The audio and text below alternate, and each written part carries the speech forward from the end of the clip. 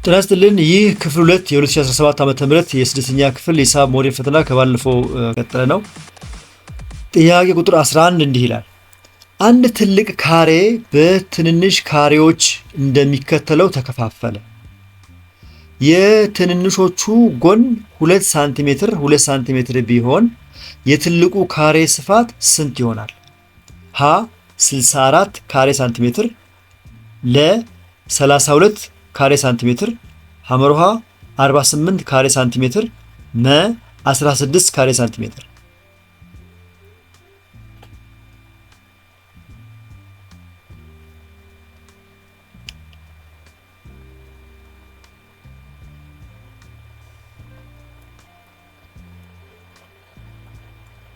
ረጋ ብላችሁና አስተውላችሁ ስሩ። የዚህን ጥያቄ በጥንቃቄና በአስተውሎት ከሰራችሁት መልሱ 64 ካሬ ሳንቲሜትር ይመጣል። እንዴት 64 ይመጣል? ትልቁ ካሬ በአራት በኩል አራት ትንሽ ካሬዎች አሉት። ትልቁ ይሄ በጣም ከሁሉም ትልቁ በዚህ በኩል ያለው ሙሉ ረጅሙ ነው። ይሄኛው እያንዳንዱ አራት ይዛችኛው 1 ቻት 2 እቺኛዋ 3 እቺኛዋ 4። ስለዚህ ትልቁ አንዱ ካሬ በላይ በኩል 4 ይዟል። ወደታችም አንዱ ይሄው፣ ሁለተኛው ይሄው፣ ሶስተኛው ይሄው እዚህ ጋር ያለው ካሬ፣ አራተኛው ይሄው እዚህ ጋር ያለው ካሬ ነው። ስለዚህ ወደ ጎን 4 ወደ ላይ 4 ከያዘ አጠቃላይ ካሬዎቹ ብዛት 16 ነው ማለት ነው። እያንዳንዱ ካሬ ደግሞ በቀኝ በግራ 2 ሳንቲሜትር ነው ይላል። የዚህኛዋን ካሬ ስንፈልግ ይሄኛው 2 ሳንቲሜትር ነው፣ ይሄኛው 2 ሳንቲሜትር ነው። ስለዚህ 2 ሲባዛ 2 የዚህኛዋ ስፋት 4 ነው። ይሄ 4 ሳንቲሜትር ነው። 2 ሲባዛ 2 4 ካሬ ነው የሚሆነው። ይሄኛው 4 ሳንቲሜትር ስኩዌር የሚባለው ነው። ስለዚህ አጠቃላይ እዚህ ውስጥ የዚህ አይነት ስንት አሉ? 1 2 3 4 5 6 7 8 9 10 11 12 13 14 15 16 ካሬዎች አሉ። የአንዱ ካሬ 4 ከሆነ 4 ሲባዛ 16 ስንት ይሆናል ነው ጥያቄው። ስለዚህ 4 ሲባዛ 16 የካሬዎቹ ብዛት ነው። 4 የአንዱ ካሬ ስፋት ነው። 4 ሳንቲሜትር ስኩዌር የሚባለው። ስለዚህ 4 ሲባዛ 16 ስንት ይሆናል ማለት ነው? 64 ይመጣል ማለት ነው። 64 ካሬ ይመጣል። ስለዚህ መልሱ 64 የሆነው ለዚህ ነው ማለት ነው።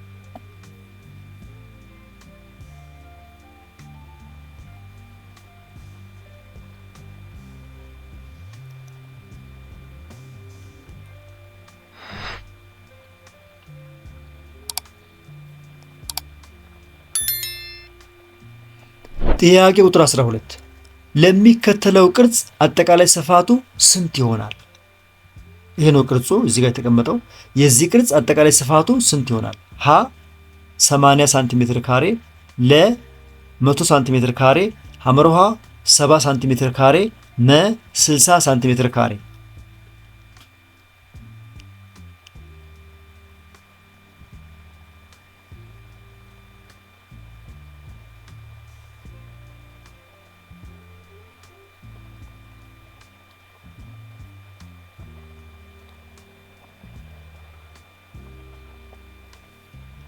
ይሄንን ቅርጽ አስተውላችሁ ረጋ ብላችሁ ከሰራችሁ አጠቃላይ ስፋቱ የሚመጣው 70 ሳንቲሜትር ካሬ ነው። 70 ካሬ ሳንቲሜትር ወይም 70 ሳንቲሜትር ካሬ እንዴት ሆኖ የሚመጣው? እኛዋ ያው እዚህ ጋር ነች የታይፕ ሰልት ነው።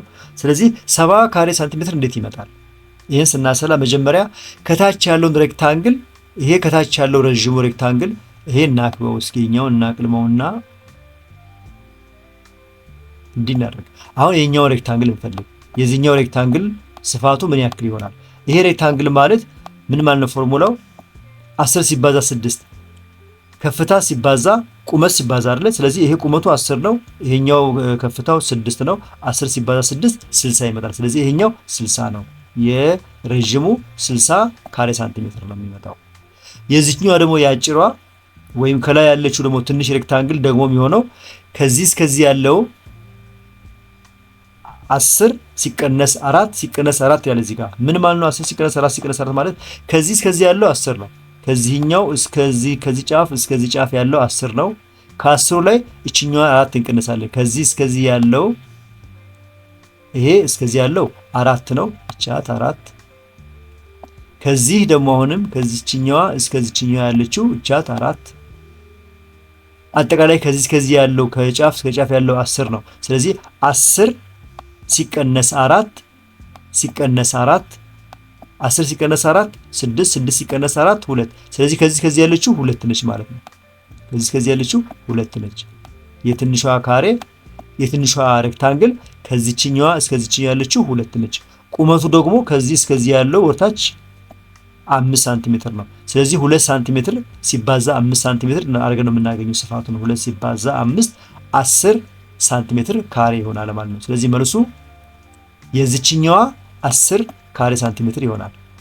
የዚህኛዋ የትንሿ 10 የዚህ የትልቁ 60 ስለዚህ 60 ሲደመር 10 ስንት ይመጣል ማለት ነው? 70 ሳንቲሜትር ካሬ ይመጣል። 70 ሳንቲሜትር ካሬ የመጣው በዚህ ምክንያት ነው። የትልቁ 60 ነው።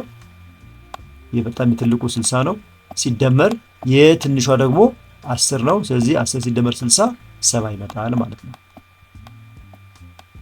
70 ሳንቲሜትር ካሬ ይመጣል። በዚህ መልኩ ማስላት ትችላላችሁ።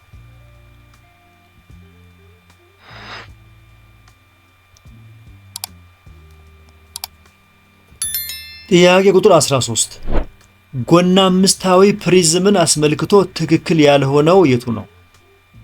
ሀ 5 የጎን ገጽ ብዛት አለው። ለ 10 መለያያዎች አሉት። ሐመሮሃ 12 ጠርዞች አሉት። መ የጎን ገጾች ፓራሌሎግራሞች ናቸው። ትክክል ያልሆነ ነው የሚለው እንጂ ትክክል ያልሆነው ነው የምንፈልገው።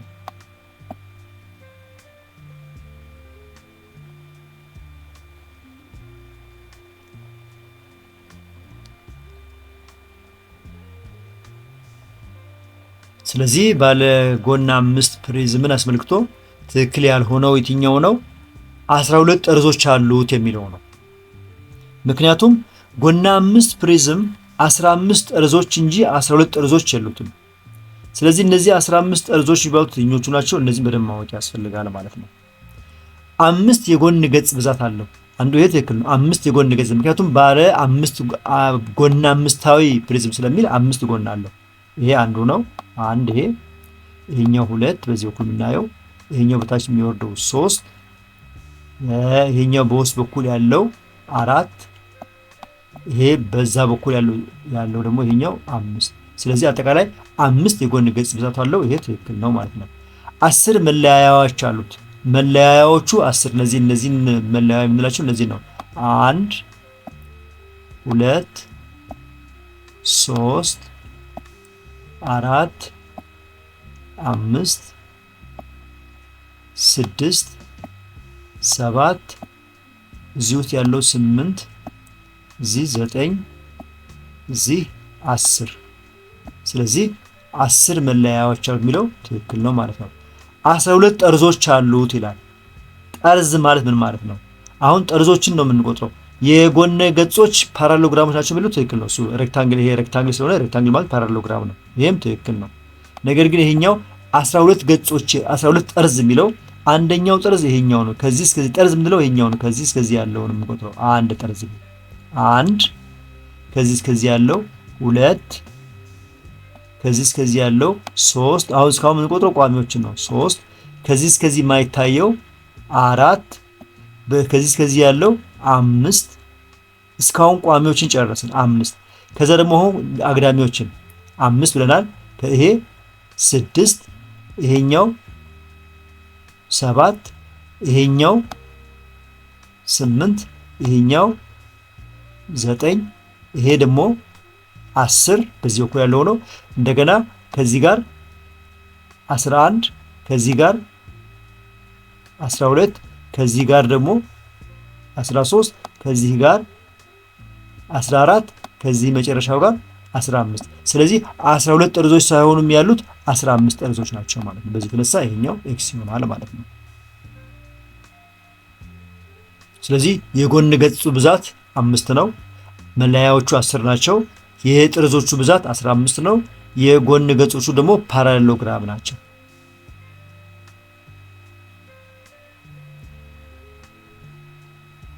መልካም። ጥያቄ ቁጥር 14 የሚከተለው ምስል ስንት የምጥጥን መስመር አለው? ሀ 1 ለ 2 ሐመሩሃ 4 መ የለውም።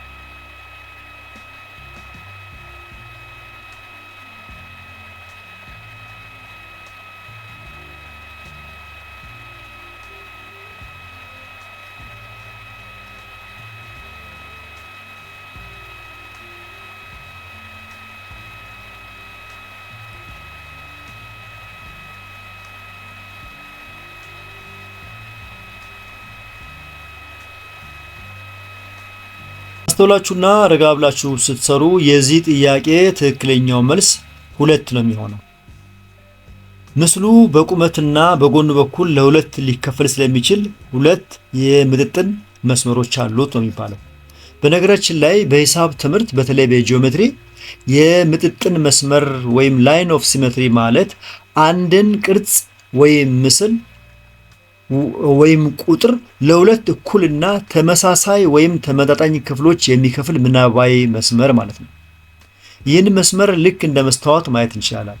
ምስሉን በምጥጥን መስመሩ ወይ ብናጥፈው ሁለቱም ክፍሎች ሙሉ በሙሉ እርስ በርስ ይገጣጠማሉ። አንደኛው ክፍል ሌላኛው ክፍል ነጸብራቅ ነው። ስለዚህ ይሄኛው ደግሞ ስንሰራ መስመሮቹ እንዴት ነው የሚሰመሩት? አንድ ቅርጽ እንዳለው አቀማመጥ የተለያዩ የምጥጥን መስመሮች ሲኖሩት ይችላሉ። እነሱ ለምሳሌ የቁም ምጥጥን ይባላል፣ የአግድም ምጥጥን ይባላል። የቁም ምጥጥን ማለት መስመሩ ስናበጅ ለምሳሌ አሁን ይሄ መስመር አለ። ይሄኛው ስዕል ላይ እንዲህ አድርገን ብናሰምር መሃል ላይ እንዲህ አድርገን ወርታች ብናሰምረው እና ቢታጠፍ ይሄን ወደዚህ ብናጥፈው ወይም ይሄኛው ወደዚህ ብናጥፈው እኩል ነው የሚሆኑት ማለት ነው። ወይም እንደዚህ አድርገን ደግሞ ይሄኛውን ብናሰምር ቀጥታ በዚህ በትይዩ በመሃሉ እንዲያርገ ባሰምረው ወደ ላይ ቢቀለብሰው ወይም ባጥፈው ይሄኛውም ምጥጥኑ እንደዛ ይሆናል። በሰያፍም ይቻላል። ስለዚህ በቁም በአግድም ወይም በሰያፍ በማጠፍ ምጥጥኑን ማወቅ ይቻላል ማለት ነው። ስለዚህ የዚህ ጥያቄ ትክክለኛው መልስ 2 ነው።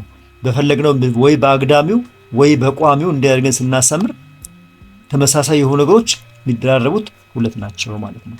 ስለዚህ ትክክለኛው መልስ 2 የሆነው ለዚህ ነው ማለት ነው። ይህን ተጨማሪ መጽሐፋችሁን አንብቡት።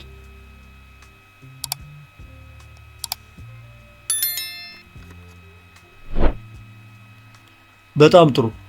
ጥያቄ ቁጥር 15 ከዚህ በታች የተሰጠው አንግል ስም ምን ይባላል? እዚህ ላይ ይሄ አንግል አለ። የዚህ አንግል ስም ምን ይባላል ነው ጥያቄው። ስለዚህ አንግሉ የተሰጠው የሚታየው ቁጥር ነው፣ ይሄኛው ነው። የዚህን ስም ነው አሁን የተጠየቅነው። ምን ይባላል ይሄ?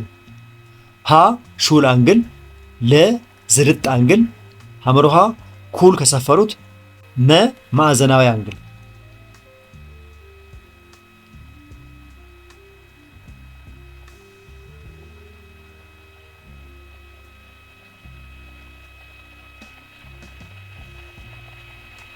የዚህ ጥያቄ ትክክለኛው መልስ ዝርጥ አንግል የሚለው ነው። ከ90 ዲግሪ የሚበልጥ እና ከ180 ዲግሪ የሚያንስ አንግል ዝርጥ አንግል ይባላል። ይሄ አንግል ከዚህ ያለው ከ90 የበለጠ ነው። 90 ማለት በዚህ ቀጥ ያለ የሚመጣው ነው። ከ90 የበለጠ ነው፣ ከ180 ደግሞ ያነሰ ነው። ስለዚህ ከ90 የበለጠና ከ180 ያነሰ አንግል ዝርጥ አንግል ተብሎ ስለሚጠራ መልሱ ዝርጥ አንግል የሚለው ነው ማለት ነው።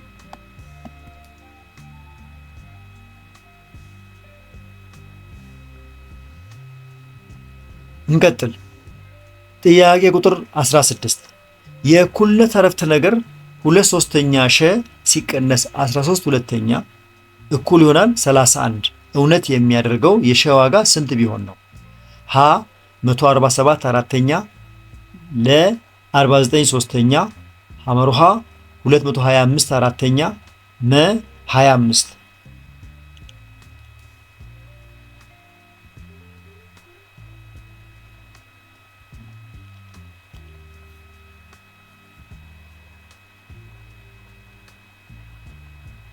የዚህ ጥያቄ ትክክለኛው መልስ 225 አራተኛ ይመጣል። እንዴት 225 አራተኛ ይመጣል? እዚህ ላይ ያለ የተሰጠን ቁጥር 2/3 ሸ ሲቀነስ 13 ሁለተኛ እኩል ይሆናል 31 ነው የሚለው። ስለዚህ ይሄኛውን ለማስላት መጀመሪያ 13 ሁለተኛ የሚለውን ወደዚህኛው ማሻገር ነው። አሻገር እዚህ ጋር መቀነስ ስለሆነ ወደዚህ ሲሻገር መደመር ይሆናል። ስለዚህ ሲደመር 13 ሁለተኛ ይሆናል ማለት ነው። አሁን ይሄ 13 ሁለተኛ ማለት ደግሞ ምን ማለት ነው? 6.5 ማለት ነው ሲካፈል። ስለዚህ ይሄ የሚሆነው ምንድነው?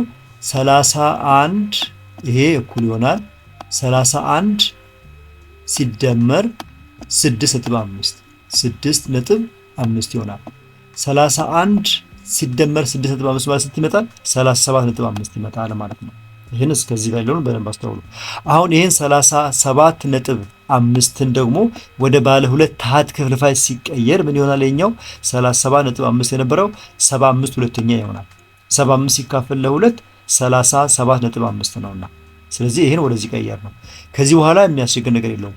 2/3 ይሄው እዚህ ጋር አለ 2/3 ሸ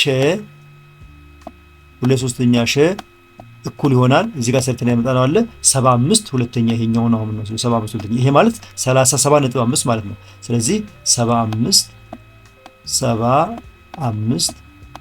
ሁለተኛ 75 ሁለተኛ ማለት ልብ አድርጉ 37.5 ማለት ነው። ያው ከዚህ በኋላ አሁን ማን ነው የምናስቀረው የምንፈልገው? ሸን ለማስቀረት ምንድን ነው የምናደርገው? በዚህ ግልባጭ የምናባዛው ይሄኛውን ሲባዛ በ3 ሁለተኛ ለማጣፋት እንዲመች ማለት ነው። ይሄን በ3 ሁለተኛ ካባዛን ይሄኛውን ደግሞ እንደዚሁ ልክ በ3 ሁለተኛ እናባዛለን ማለት ነው። አሁን ይሄኛውን 3 ሁለተኛ በዚህኛው 2 ሶስተኛ ተጣፋ 2 በ2 3 በ3 ተጣፋ ማን ቀረ? ሸ።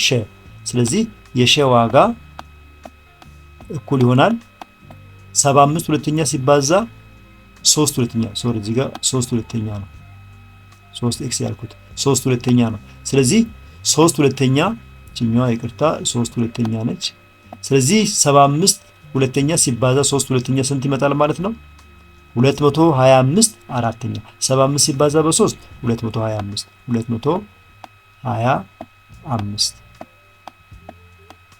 2 ሲባዛ 2 4 ስለዚህ 225 አራተኛ የሚለው መልስ ይሄ ትክክለኛው ነው ማለት ነው።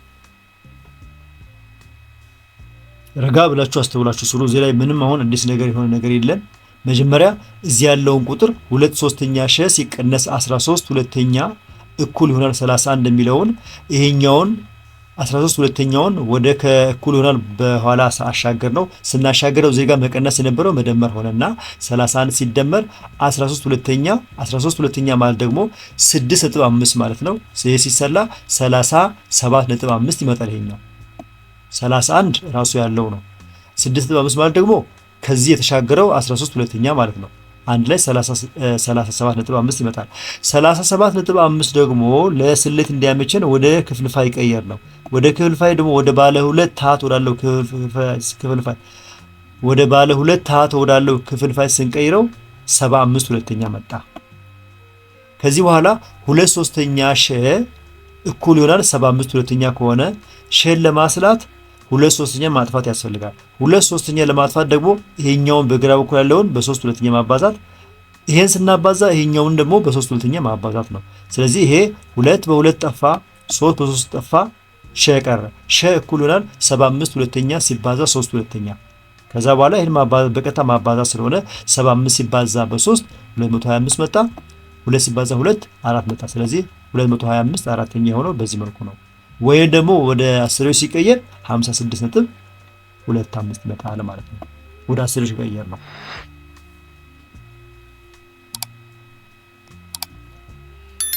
በጣም ጥሩ። እንግዲህ ተረጋግታችሁ እናንተ ደግሞ በሚገባችሁና በሚመቻችሁ መንገድ አስተውላችሁ ስሩት። ጥያቄ ቁጥር 17 ከሚከተሉት ቁጥሮች ውስጥ ያለ እኩልነት አረፍተ ነገር 9 ሲደመር ቀ ይበልጣል 35 እውነት የሚያደርገው የቀ ዋጋ ስንት ነው? ሀ 27፣ ለ 26፣ ሐመሮሃ 24፣ መ 25። በቀ ቦታ ስንት ቢገባ ነው ከ9 ጋር ተደምሮ ከ35 የሚበልጥ ቁጥር የሚሆነው?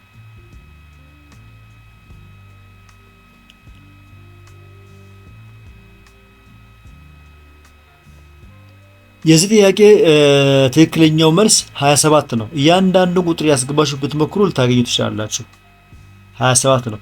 ባይሆንስ ለምሳሌ የዚህ ጥያቄ መልስ 24 ነው ብንል 24 ቢሆን 24 ሲደመር 9 33 ነው። 33 ይበልጣል ከ35 ትክክል አይደለም ማለት ነው። 25 ብናስገባስ 25 ሲደመር 9 34 ነው። 34 ይበልጣል ከ35 ይህም ትክክል አይደለም። ወይም 26 ብናስገባስ 26 ሲደመር 9 35 ነው። 35 እና 35 እኩል ናቸው እንጂ 35 ከ35 አይበልጥም። በዚህ መንገድ ማስራት ይቻላል። አለዛ ደግሞ እንዴት ነው የሚሆነው? ቀ ይሄኛውን ቁጥር ወደዚህ ማሻገር፣ 9ን ወደዚህ ማሻገር። ቀ እኩል ይሆናል 35 ሲቀነስ 9፣ ከዚህ ላይ ሲቀነስ 9 ማድረግ ማለት ነው። ስለዚህ ቀ 35 ሲቀነስ 9 ስንት ነው? 26 ይሆናል። ስለዚህ ይሄኛው 26 ይሆናል። ቀ የሚሆነው እዚህ ጋር ቀ ይበልጣል 26። ስለዚህ ከ26 የሚበልጥ ቁጥር ነው የምንፈልግ ማለት ነው። ከአማራጮቹ መካከል ከ26 የሚበልጥ ቁጥር የትኛው ነው? ከ26 የሚበልጠው 27 ነው። 26 እና 6 እኩል ናቸው። 24 ያንሳል፣ 25ም ያንሳል። ስለዚህ ትክክለኛው መልስ 27 ነው ማለት ነው። ለምንድን ነው እንደዛ የሆነው? እችኛዋን 9 ወደዚህ ስናሻግራት ቀ ይበልጣል ከ35 ሲቀነስ 9 ነው። 35 ሲቀነስ 9 26 ነው። ስለዚህ ቀ ይበልጣል ከ26። ከ26 የሚበልጡ ቁጥሮች ናቸው መልስ የሚሆኑት። ስለዚህ ከ26 የሚበልጠው ቁጥር 27 ነው።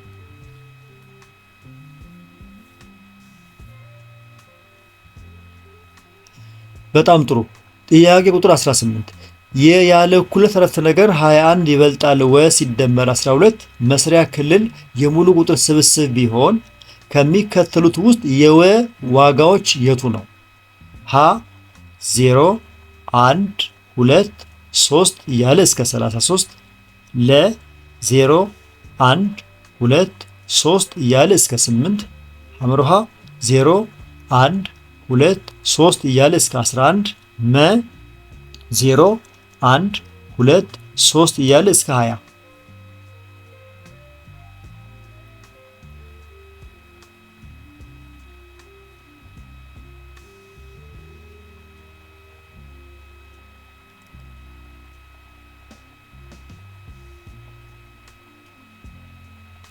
አስተውላችሁ ከሰራችሁ የዚህ ጥያቄ መልስ 0፣ 1፣ 2 እያለ እስከ 8 ያለው ነው።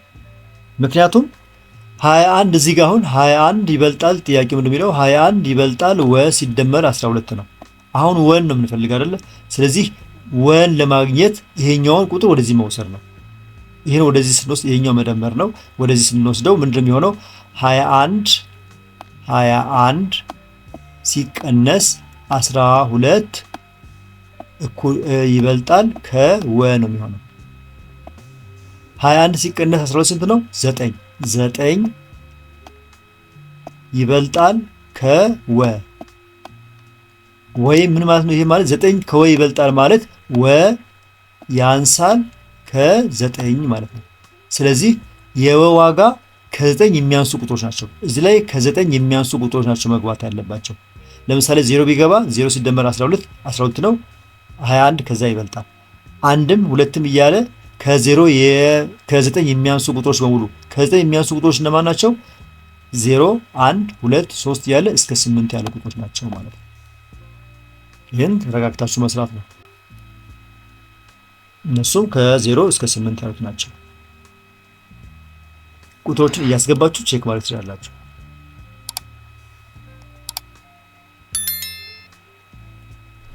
በጣም ጥሩ። ጥያቄ ቁጥር 19 የስድስት ተማሪዎች ወርሃዊ የትምህርት ቤት ክፍያ 5400 ብር ቢሆን የ10 ተማሪዎች ወርሃዊ ክፍያ ስንት ይሆናል? ሀ 3240 ለ 900 ሐመሮሃ 8000 መ 9000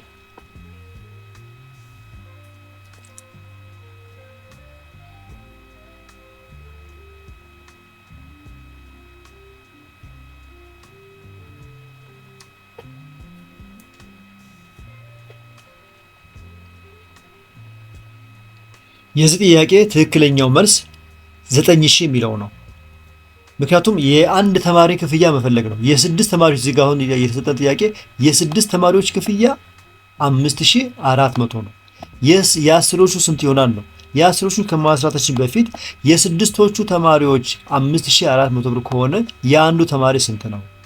ስለዚህ ያንን ለማግኘት 5400 ለ6 ማካፈል ነው። ስለዚህ 5400 ሲካፈል ለ6 900 ብር ይሆናል። የእያንዳንዱ ተማሪ ክፍያ 900 ብር ነው። የአንድ ተማሪ ክፍያ 900 ብር ከሆነ አሁን የአስሮቹ ስንት ይሆናል የሚለውን መስራት ይቻላል። ስለዚህ የአንዱ 900 ከሆነ የአስሮቹ 900 ሲባዛ በ10 9000 ብር ይሆናል ማለት ነው። ስለዚህ መልሱ 9000 የሚሆነው በዚህ ምክንያት ነው።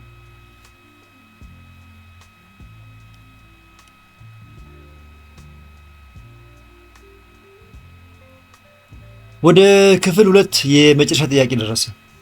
ጥያቄው ምንድነው የሚለው አንድ ነጋዴ 120 እንቁላል ነበረው ይላል። ነጋዴው በየአንድ ሰዓት ልዩነት የእንቁላሎችን ግማሽ ቢሸጥ ከ2 ሰዓት በኋላ ስንት እንቁላል ይቀረዋል? በደንብ አስተውላችሁ አዳምጡ። ነጋዴው 120 እንቁላል አለው።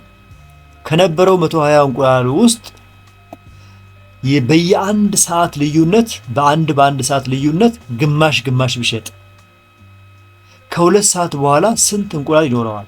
ሀ 60 ለ 30 ሐመሮሃ 15 መ 50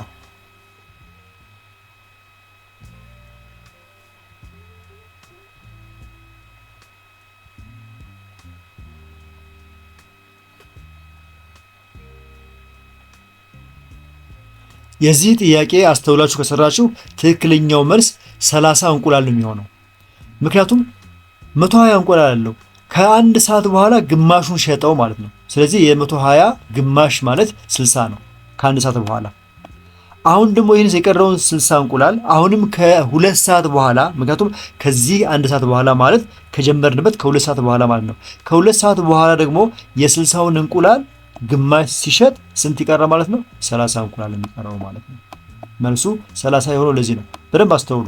ጥያቄው የሚለው ምንድነው? ሰውየው እጁ ላይ 120 እንቁላል አለው። በእያንዳንዱ ሰዓት ልዩነት ግማሽ ይሸጣል። አሁን ከአንድ ሰዓት በኋላ የ120ውን እንቁላል ግማሽ ሲሸጥ 60 ቀረው። ከ2 ሰዓት በኋላ ደግሞ የዚያን ግማሽ ደግሞ ሲሸጥ የ60ው ግማሽ 30 ይሆናል ማለት ነው።